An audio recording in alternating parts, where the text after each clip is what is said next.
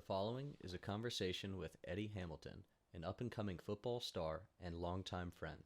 He is one of the most disciplined and intelligent people I have come to know, and his passion to accomplish his goals inspires everyone around him. Please follow, watch, and support his journey at instagram.com/EJEnergy. A wee ma whip, a wee ma whip, a wee ma whip, a wee ma whip. In the jungle, the man. What's your code? Your The code. lion sleeps tonight. Awesome. Oh yeah, 36. Oh, turn me up. That's dope. That's dope. All right, I'm gonna hit just a clap in front, just in case. And I think we're ready, man. Yeah, bro. 100%. Eddie Trey Hamilton, Yeah. the destroyer himself. I'm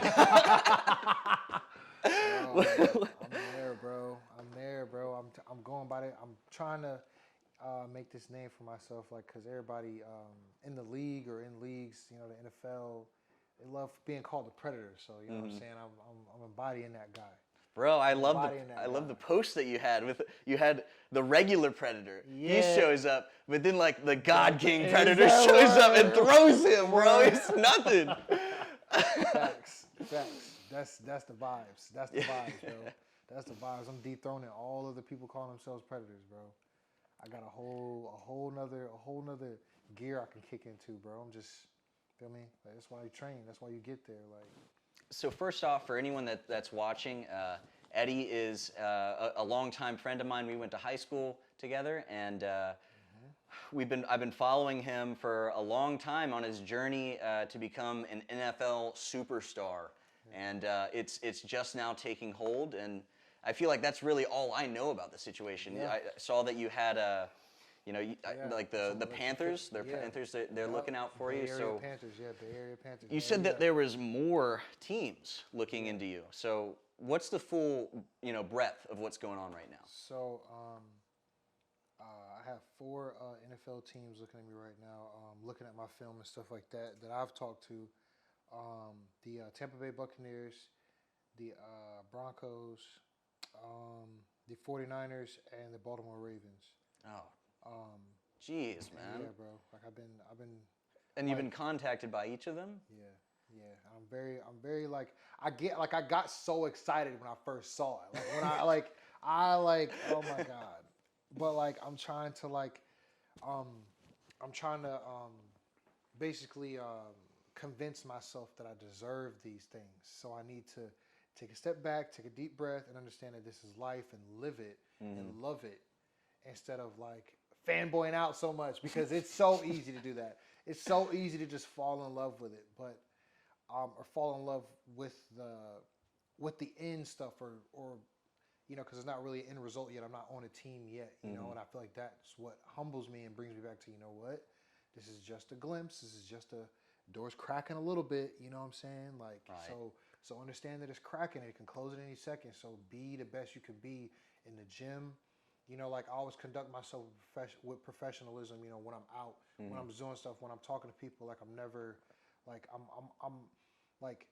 I'm always in that zone. Like I'm always in that professional zone. So I'm ready for it when it happens. Because I feel like a lot of times, like people want things to happen when they want them to happen, and God has a whole nother plan. And at that, and at that moment in time that you realize it's not up to you, and you're just living. Your blessing, you're living your blessing out, your manifestations, the things you pray about, the things that you say that you want in your life, you're living them out through God.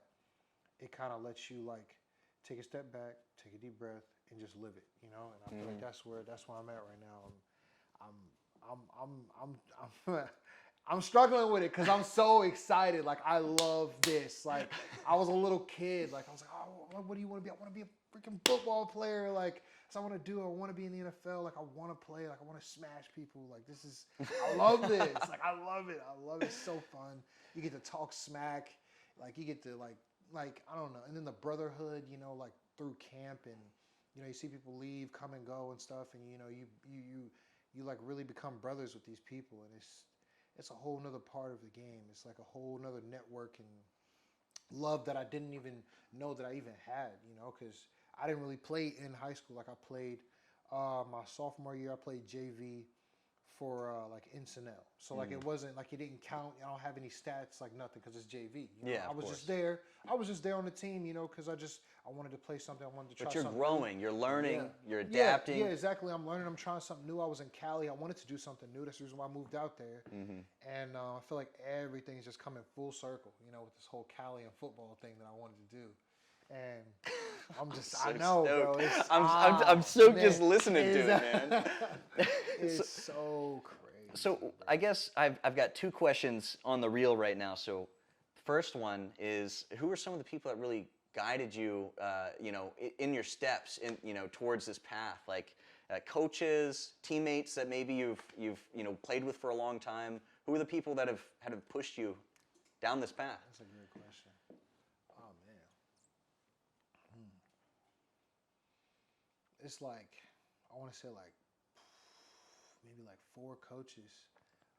It's been a couple of oh man, it's been like 3 or 4 coaches, maybe like 4 or 5 like people that I knew, and then there's been a ton that I've met like along the way, like little moments like in time when you're playing and you're on the field and you see somebody and you see them and they're just like a little kid will come up and ask for something or an autograph or something like that. It's those little tiny fractions of a moment where it's like, oh, I'm meant to be here. Like, you know, like this isn't a dream anymore. Like I'm supposed to be. But No more coaches, imposter syndrome. right? Yeah, no.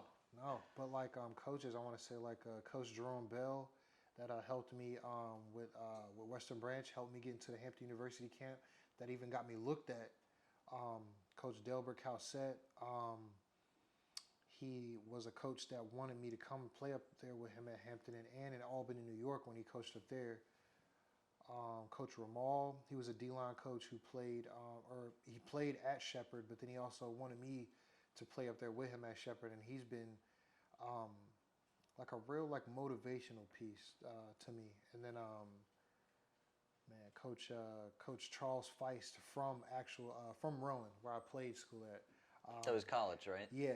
I love him because he was one of those. He was one of my first coaches because Rowan for me was high school and college lumped all together. Because I didn't really get to play, so I was learning myself, understanding what having a football IQ is, and you know just understanding plays and things that would happen. Like if it's 3rd and 10, you know anyone with the NFL IQ knows 3rd and 10 is the last down that you have the opportunity to convert on first. So you're going to do a long play. And it's like little random things like that like, you know, a lot of people don't really know that you have to know, but it's a lot more in detail when it comes to the football field. But I mean, people that have like inspired me though, I said like 3 or 4, but it's definitely a lot more than that. But A lot of people help you to get to the top, right? yeah, hell yeah. Like You posted something on your Instagram. I loved it. It's you know the guys climbing together. You know, trying to climb that goal. It's not just one guy's job. And then the key is once you know you get one up, guy to the top, you you drop the you rope, drop the rope and you help bring everybody everyone right up. back up. Yes. I love that mentality. Yes, dropping knowledge. Yes, if somebody's gonna help me and help me understand something, and I get to a different spot because I use their knowledge to innovate something for me, then I'm gonna just bring it on back. Like, hey, bro, I know you said to do it this way, but I did it this way and I got this result. Maybe we can meet in the middle, and you can do yours and I can do mine, and we can figure out how to, you know what I'm saying? Like Yeah. that's what it's about. Like it's about like, especially life in general. Like it's about teaching. Like life is about teaching and being able to learn. And I feel like I mean, a lot. Speaking of teaching and learning, I learned a lot of valuable lessons from like people that helped me along the way. Like, I mean, like my mom, my dad. My dad really taught me a lot about resilience and determination. I mean, even when it looked like my dad was stressed out and but he kept doing stuff. My mom's the same way. She's my mom's very compassionate. She definitely taught me a lot about like compassion and seeing hope in people and kind of made me see that in myself in a way when I seen her see it in other people. Kind of brought out like maybe I'm worth something, like maybe I have hope to do something really great in life. And it came at a time where I definitely needed it. And then oh man, speaking of things that came in times where I really needed them, I was playing JUCO football It was my first year up in New Jersey, and I had a issue where like I had a concussion or whatever. Like I had a concussion, my first one, and I remember talking to Mr. Todd about it, and I was like, "Yo, man, like this is nuts, man. Like I had this guy." He was like, "Oh, for real?" I was like, "Yeah, man. I need like some money to be able to get me like a helmet or something." And they're like, oh, "Okay, cool, fine." And they like helped me out, talked to me and everything like that. Asked me what type of helmet I needed and helped me out with it, bro. And like I still have that helmet in the back of the car to this day. Like yeah, like that, The yeah. same helmet. Yes, the same one. The same one from 2014, 15. You got to get that thing like mounted in plexiglass or something, bro. Like, Exactly. Because now I got like the shoulder pads for it and everything too. So like, you know, like that's what I train with. I train when I do my off season training. That's what I use. Some more people that helped me along the way. what are when did you first start thinking that you had a chance? You know, that when did you look into the sky and know like God's got me on a path? I got the ability, I've got the drive, I've got the discipline, or is that something that you learn as you go? It's definitely something that you try to build as you go, but you never know how ready you are, how good you are until you're tested. So, you know, I kind of was like, yeah, I got this. You know, I'm gonna grind, I'm gonna do my thing, whatever, blah blah blah. But when Solana, because I went to Solana Liberty first, it's an indoor football team in the CIF, and they promised, you know, that I was gonna come on to the season a little bit later and play and finish out the season in the playoffs.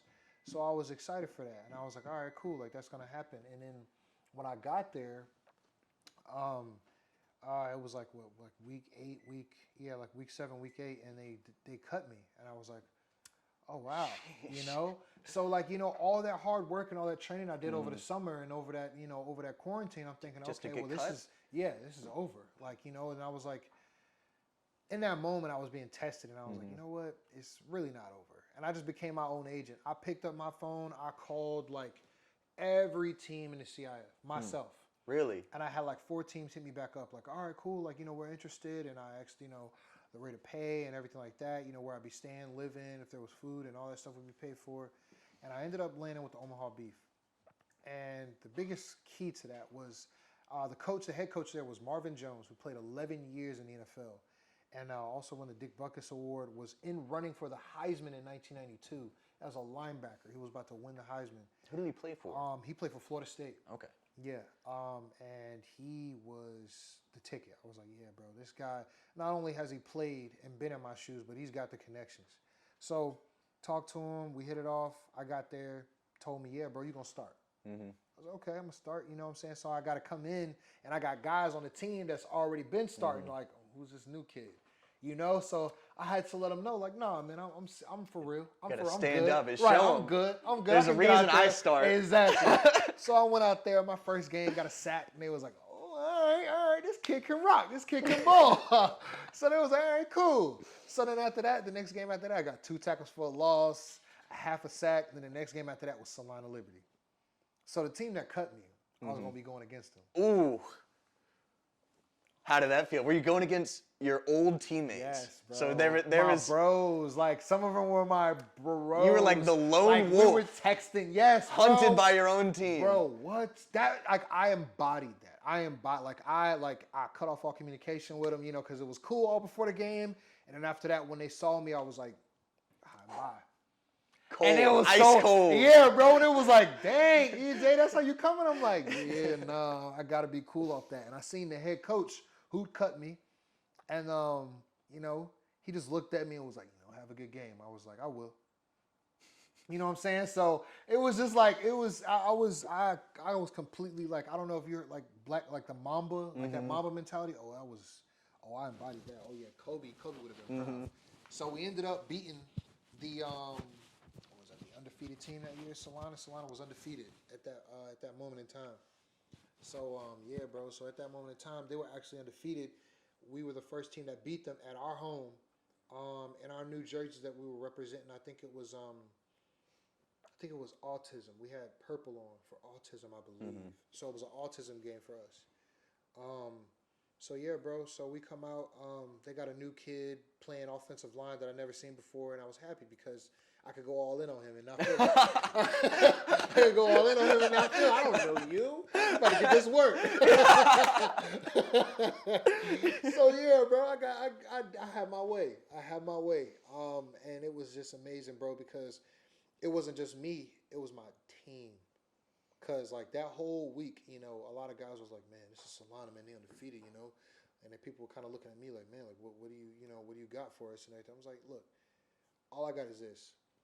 We're gonna beat this team. No We're doubt. going to 100% beat this team. I know this team can be beaten. And they were like, but nobody's beat them. I was like, yeah, bro, but we about to. And then after that, You were like a double agent. yes, bro. And after that, everybody was like, yeah, bro, it's a dub. It's a dub. And it was all practice. Every time we practiced, we didn't let each other go. We didn't let each other down. Like, we didn't let, no, it was no slacking, no jogging, no walking. It was all, everybody was all go, all practice. All week. So leading up to that game, we felt so prepared, bro. So prepared. And, yeah, bro, so when we finally beat them, I think, by like 1 point. I think it was like 29-28. Mm-hmm. Yeah, they felt that. And, but I mean, it was dope. It was So it was amazing. close. Oh yeah. They fought hard. Oh yeah. Oh yeah. Oh yeah. And then we would face them again in the playoffs, in the championship, as a matter of fact, and beat them again in their home this time. Mm-hmm. So. Oh, back-to-back win. And it was my first time coming into that stadium. It's not dirty. not playing. So it was very emotional because like the last time I came in there, I was part of Salina. Mm-hmm. So coming back and not being a part was like, wow. Like I was crying. Yeah, bro. I felt I had every emotion run through my mind. You know, did I make the right decision? Am I supposed to be here? Is this what I need to be doing? Like, is this my profession? Is this really what I want? Is this what I love? Like, and I had all that. And then, like, I would see the fans, and they're like, yo, boo, blah, blah, blah. Like, I'm just like, oh, you done turned me up. You done turned me up. Now you done said the wrong thing. See, and it's crazy because that, before the first game when we beat them, it was all that, it was all talking all over social media. Mm-hmm. And then they went and lost to us. And then this time coming up there, it was no talking, they told their players to not say anything on social media and stuff like that. And man, it's so crazy because even right now, I still have that like flux of emotion where like I still love those guys. You know conflicted. Yeah, it was so. Oh man, I love these guys, bro. Like all camp, but man, I really had to shut that off. Like I really had to go like and be a warrior. Like for real, that's really what I felt like. I felt like a gladiator. Like, cause like in the chambers, all the gladiators are talking about what they can do and this and that. And then you go out there on the field, and now it's me versus you. Mm-hmm. And somebody got to live, and somebody got to die. So it's like, at the end of the day, I got to throw all our friendship away, and I'm like, I got to chip at you, brother. Like, I got to get it. Like, so. It's funny that you bring up gladiators because I was doing a little brainstorming just in the past few months, trying to think of photo shoot ideas. I was like, what can I do to like make Eddie just explosively popular? Like, what is a powerful sports photo shoot? And I was thinking, we could get some lights on him and some Gatorade rain going. Yeah, I don't know. exactly. We could have him Right. pushing Hell some yeah. stuff. I was like, but now, like, I'm thinking Gladiator. It'd be sweet to have you dressed up in some Gladiator armar, but have the football between your hands. Right, Yeah. Like, let's yeah. bring it. Like, I think that would be a sweet photo That shoot. would be dope. Shoot, we doing that. We You gotta inspired me. That's what I'm saying, we man. doing Like that. if it ain't me, you gotta tell someone else to shoot it for you, bro. Like, cause I want to be the guy, but I want to see Yeah, you that's like dope. that. I want to see you like a freaking monster, a soldier, bro. Like you were, Bro. like we were saying. One thing that I am interested to know, like what game, what play, at what time do you think that people started really noticing, that you started getting more hits or people reaching out to you? What was the big play or the, which game was it where you really started, or again, is this just all something that builds up? Is it? It is something that builds up, but I do remember the moment that that it solidified to me that like, okay, I'm meant for this. Like I'm meant for this. It was my first game with Salina, so I was on the team. My first game, like I said, I didn't play for 8 weeks. I was being told that I was being groomed to get better. So I was like, all right, cool. So we come out there, we line up in our first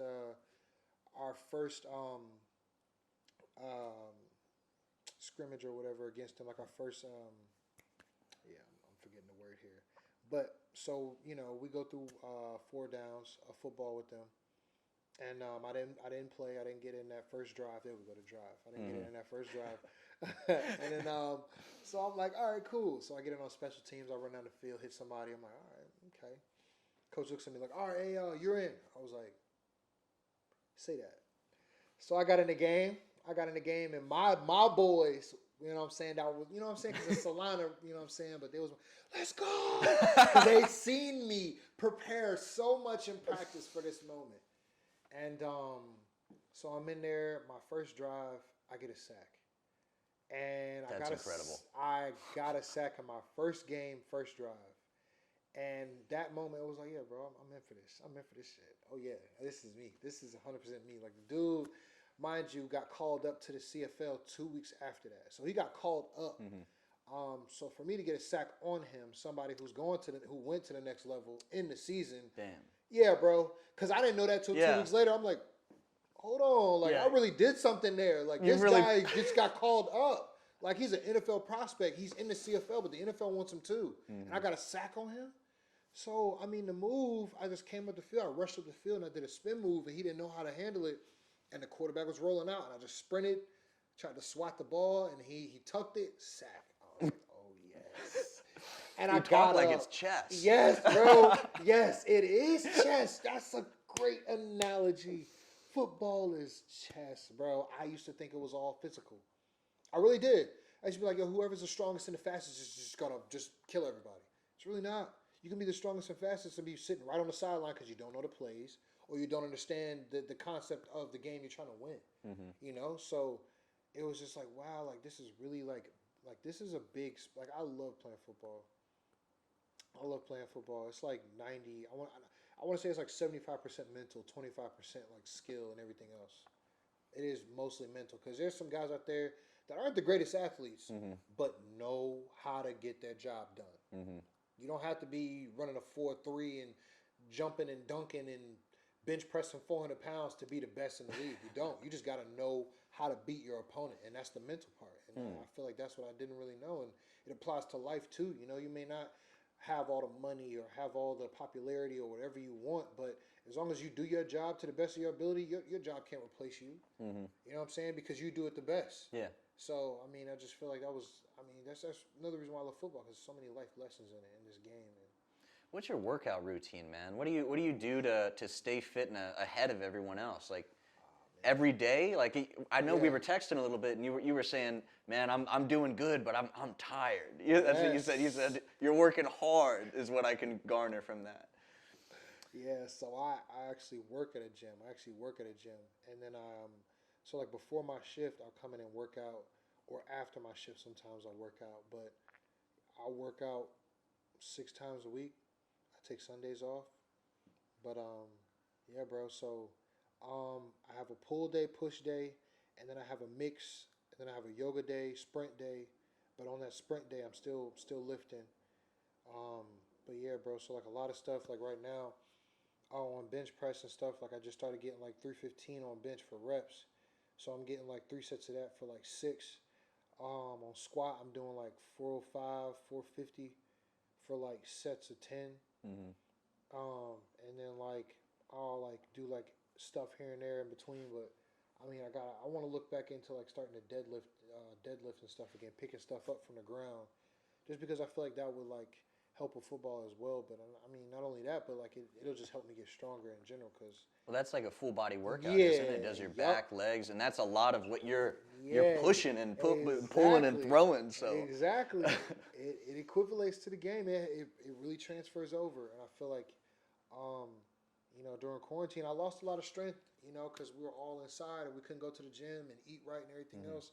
Pretty much was door dashing every day, and I mean, we all like, you feel me? Like it was, and then even if you went to the grocery store, it was like, damn, you hope your food's there because everybody's there and everybody's buying stuff. So, I mean, it was a point where like paper towels and toilet paper and all that shit was pristine. Like It was what? like gold for a Right, moment. like- Like, the value went way up. Exactly.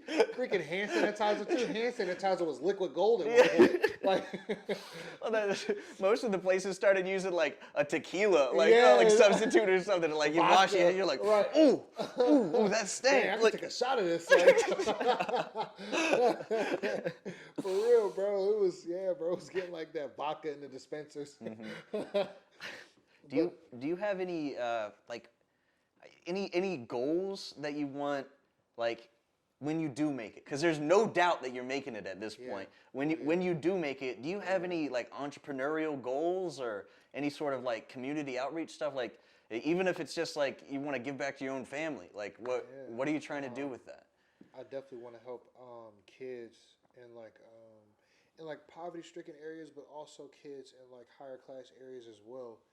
I want to help them like mix and mingle, play sport through sports, and just share each other's like life stories. Because I feel like a lot of times, a lot of people grow up one way because that's all they've ever seen and that's all they ever know. And I feel like sports definitely helps kind of break that barrier. Because I remember playing like Pee Wee as a kid, and I remember like, you know what I'm saying? Like you're around all types of races for the first time in your life. So, you know, white, Mexican, black, Latino, American Indian, now Hawaiian, even some Asian thrown in the mix in football and all sports. And it's like, you know, you get to see them for the first time, not as a skin color, but as a teammate and as a person, you know? And I feel like that's a huge thing that these kids need, because I feel like on social media, you know, a lot of kids judge from a distance and they want to place narratives on people and religions and cultures through what they see on social media and not an actual experience with the actual person. And I feel like that piece is bothering me, that piece is missing so much. So I want to be there and try and help like install that back into like community, to like understand that not only is somebody different, but you can work with this. You can that can be your best friend. You never know. You could be blocking a blessing because you've always seen a certain race as a terrorist, or you've always seen a certain race as smarter or lesser or whatever. And this could be your lifelong friend that you never know. You could help them see something in you that they never knew that they would see. You know what I'm saying? So Wow, yeah. like I definitely want to build like something like that where like kids can like mingle, but not only that, but like learn how to be a professional. I feel like that's something that I wish I had. You know, like understanding the surroundings of what you're in, the professionalism that you're trying to get into, understanding that, and then figuring out, okay, that's not for me, or oh, this is for me, not this. Like, you know, at a young age. Yeah. Because when you do that at a young age, bro, it set your whole life up to where, like, okay, even if you change, you know exactly what type of change you want. Instead of just growing up aimlessly, not knowing what you want to do.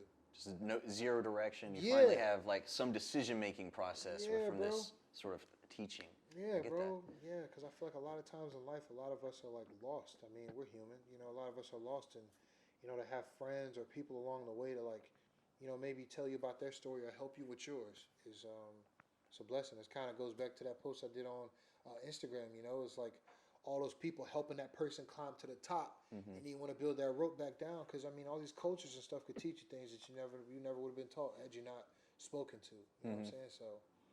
But yeah, I want to build like a gym. Kids come in there, train gym, that sounds awesome.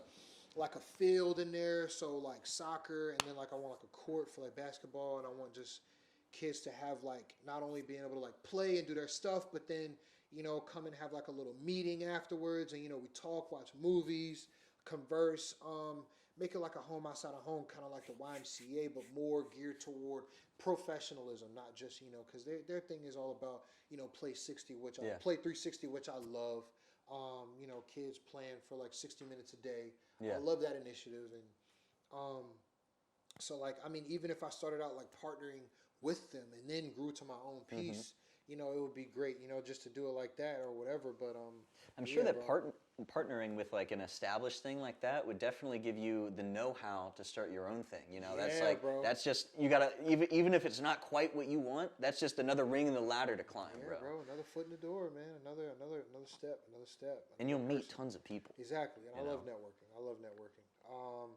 I feel like I used to be very not really antisocial, but I used to be very like to myself pre COVID. The thing about that though is I don't know. Like I feel um, like a lot of people need to like understand like what it is to like network, and I feel like pre COVID, people who are like naturally introverts, I feel like kind of not really took a beating or anything, but it was kind of like weird to be that much alone. I feel like for some of us because I'm naturally introvert, but I'm an outroverted introvert. So like, Really, you're an introvert. yeah, yeah. I'm- I recharge my battery with music and peace and solace to myself. That's how I recharge. Really? Yeah, I don't recharge by being out and amongst people and ha ha. Like that's not how I charge. I feel like I'm losing. I feel like I'm draining, and then it's Yeah. like, oh, my social battery's low. Yeah. You know what I'm saying? Like I feel like I recharge my battery, but like I got music on, I'm playing a game or whatever. I'm back. I'm good. Like, and then I can go out and do my thing. So, but I do love people. So, and I feel like COVID taught me that because being quarantined and stuff by yourself and not really talking to people, no parties, no doing none of that, made me more outgoing. Like it made me like, all right, like after this COVID stuff's over, I'm doing this and this and this and this, and I had like a list I'm gonna do when everything opened back up. I knew exactly where the hell I was gonna go. So COVID gave you drive, like Yeah. gave you more passion to get out there and achieve what you want to do. Yeah, bro. Yeah, I mean, I was in my backyard when we couldn't go to the gym. I was in my backyard cutting down trees and I remember squatting that. and- Bro, Bro, that squatting was the trees and content shit. that I liked. Word. You're like Bigfoot, like Exactly, you were- bro. Tackling You had trees the and lumberjack shit. shirt on too. Bro, I remember I went viral for a little bit, like around like the football industry because it was like I was in my backyard tackling and breaking trees, and it was Jesus Christ. That's Jason Bourne. Exactly. Like, what the And they were like, yo, what is this guy gonna do to humans? Like, jeez, he's out here breaking nature. Like, what is gonna go? Like, The trees can't stop this yeah, man. like, this man is a force of nature. Right? So it was super dope, bro. It was super dope, and I learned a lot about myself, bro. And man, yeah, bro. So what really drove me was after COVID. That really was it. That really was the driving force to me being a better version of myself.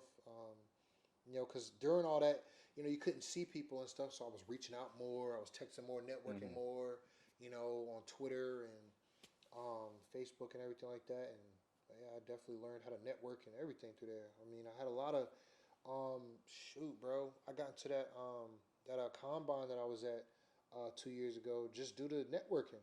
I hit up a guy who liked the tweet, and then I ended up finding out that he was one of the coaches that was going to be there. I was like, oh shit! So then we started talking. Me and Jay Wilson started talking on Twitter, and then after that, he was like, yeah, bro, you're invited, man. Don't worry about what I'm saying, the cost and everything like that. We're gonna waive that for you. We want you to just get out here and ball, because we know, what I'm saying, it's gonna cost you to come out here, be in a hotel and fly and all that. And they hooked you up just like that? Yeah. So just off texting on Twitter. Just off networking off Twitter, it was like, yeah, bro, we're gonna waive your fee, and people was coming in paying the fee and everything like that, and I was like, dang, like, you really had that power to like inspire people. And he told me, he was like, man, I'm talking to you, I feel inspired, like I hope you make it, So that brings. I've got a couple more questions. I'm pretty much. I think we can conclude soon, but Yeah. so really, you've talked about. Being your own manager a lot. So you've had to do all of that yourself. I know you were talking on social media saying that you were looking for a manager. I wish that I could be that manager because honestly, even with my friends who have bands, like I'm like, man, I know that they got the power. I just gotta get them to the right person. Right. It's just that's not my knowledge. So I'm here trying to do this. What do you think? I guess moving forward, what are you looking for in a manager? Like, so I just recently got one. He's cool. Sam Gordon. He lets me know stuff. But I've been looking around, and making sure, because I mean I don't know everything, Mm-hmm. you know. So I have to be trying to get better, you know, in this league and anything in life, you know. If you're trying to be great at something, you do have to pursue becoming better. Yeah. You cannot be a professional at something or be great at something and not know what the hell you're doing. So the more I know, the more I talk to, the more I converse, and the more I network, the better I am. The better I am set up to make a good decision on teams and everything, situations, locations, all that. So situations and locations, that's pretty cool.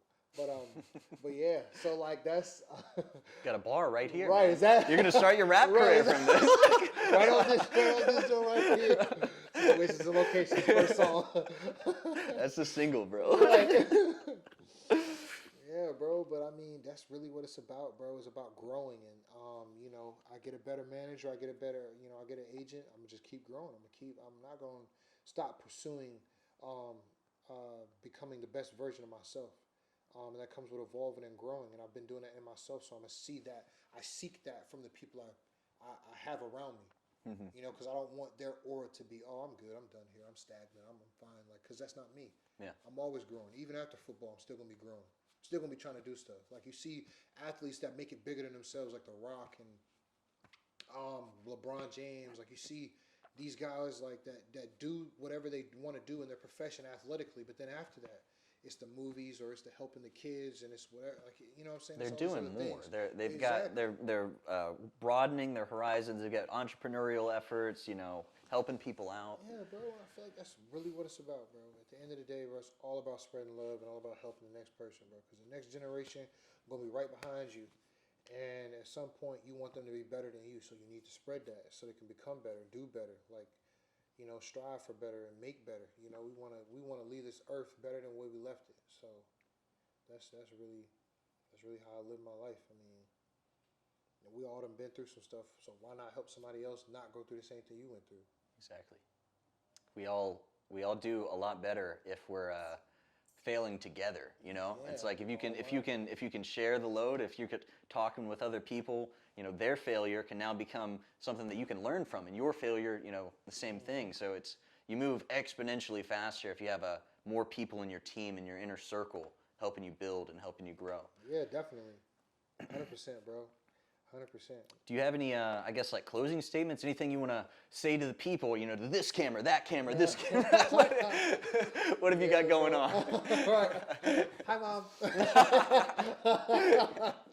But no, man. I mean, just you know, in whatever you're doing, and whatever you're battling, you know, whether it be depression or anxiety or whatever mental illness or whatever you're going through, I mean, just keep going because you know tomorrow is a day that you learn how to be better, how to be a better person. You know, I feel like